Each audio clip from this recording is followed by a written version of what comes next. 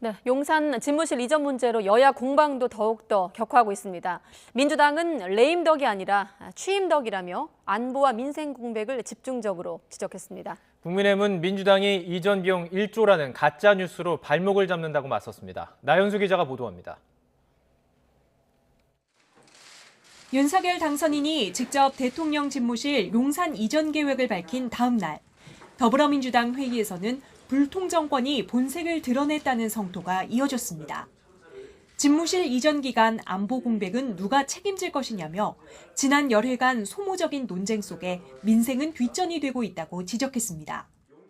이러니까 미국에서는 한국에 K 트럼프가 나셨다는 말이 떠돌고 한간에는 레임덕이 아니라 취임덕에 빠질 것이다는 이야기까지 나오는 것 아닙니까?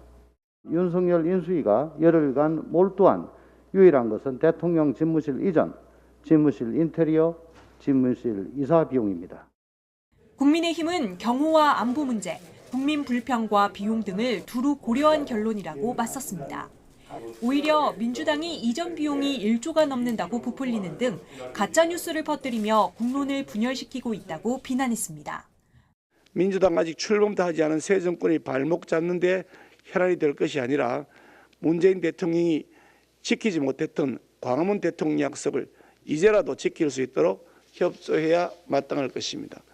1조가 들 이유가 어디 있습니까? 500억도 안 되는 이전 사업을 1조를 든다고 하는 게 광우병 생각이 나기도 하고 왜 이러는지 모르겠어요.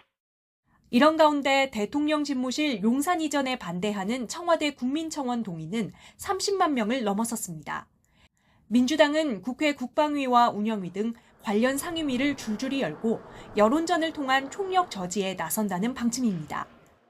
윤 당선인의 대통령 집무실 이전에 청와대도 무리하다고 선을 긋고 나서면서 여야 대치는 한층 격렬해질 것으로 보입니다.